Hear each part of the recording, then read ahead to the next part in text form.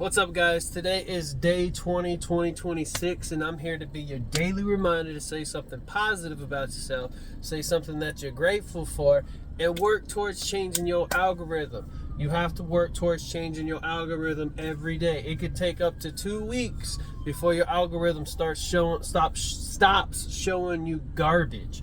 So swipe past all things you shouldn't be looking at, the propaganda, the lustful things, the food, the glutton, just swipe past it and then look for things that are positive, like them and share them and comment on those videos, and you will start seeing more and more videos just like those.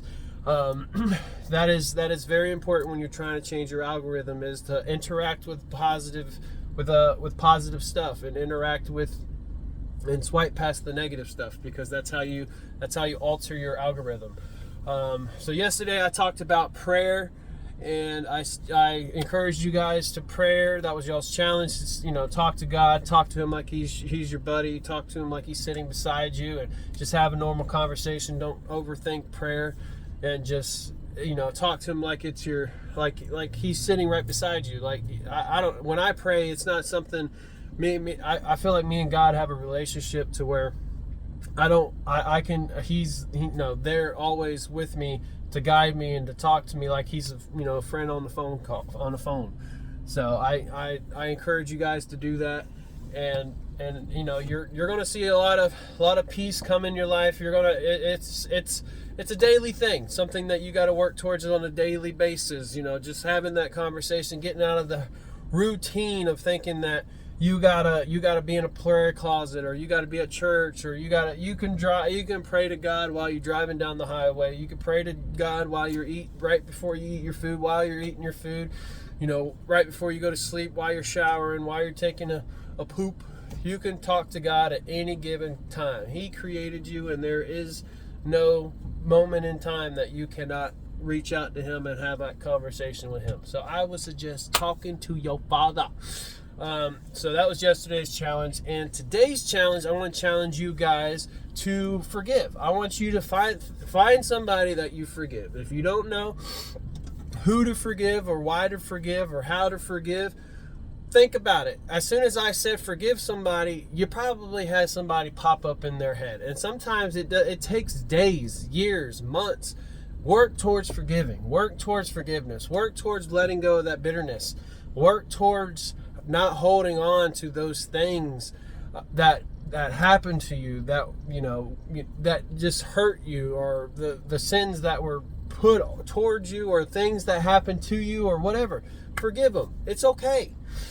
And the thing about forgiveness is, and the stuff that I've learned personally, is the more you don't forgive people, the more unhealthy and unhappy you become. The more bitter you become. The more mean you become, the bigger you get, because you become stressed out. It's like a weight that you carry around as a burden, and people mix up forgiveness with still having to hang out and talk to the person. Listen, I forgive you. You can be forgiven, but just because I forgive you doesn't mean I want to be around you, because you bring out a side of me that I don't want to be around. And I want to be around people who bring out the best of me. And that is something that you have to realize. Like, forgiveness is, if for one, it says in the Bible to forgive in person and to reach out to them and, do your rights and wrongs. But there's a lot of times that people won't even give you the opportunity to do that. They won't even give you the opportunity to be in the same room as them. So the best thing to do is just forgive them and move on.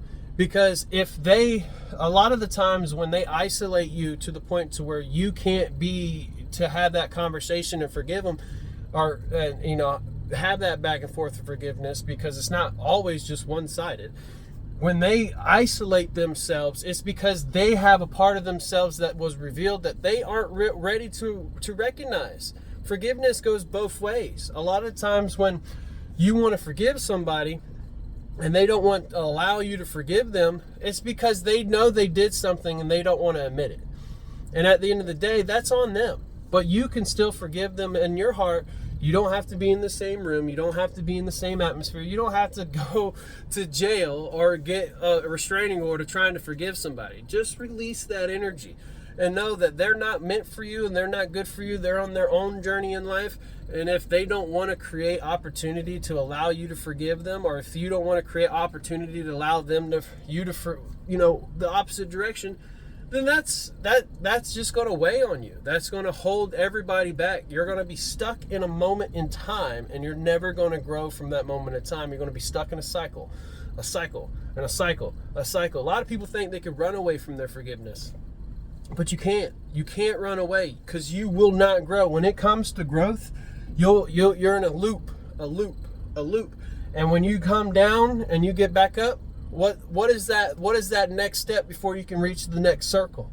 You got to forgive. Okay, so if you don't forgive, you're going to keep doing the same thing, being around the same people, keep acting the same way, keep saying the same thing, keep believing the same thing, until you forgive, and then you step out of that circle that you were in, and then you reach a new loop, and then that new loop's going to introduce something else that you're supposed to do.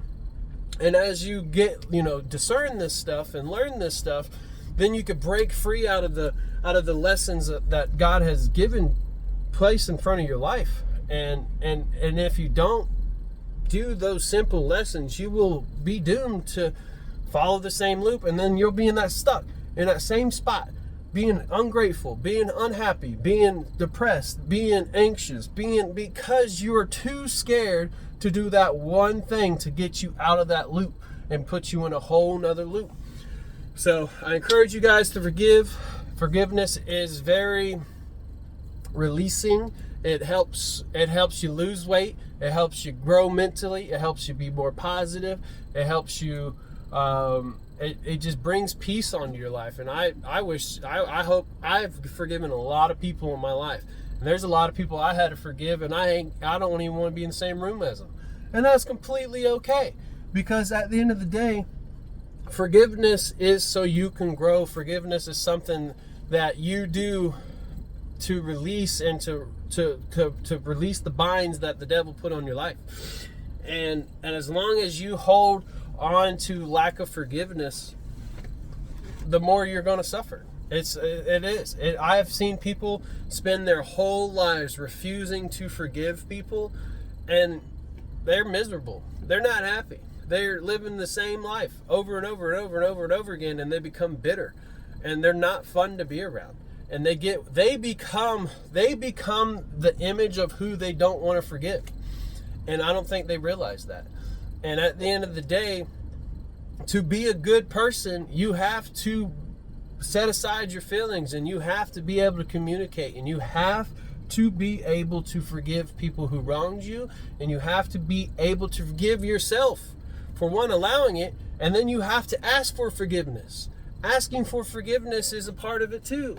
It's not always about them wronging you, it's about you wronging them.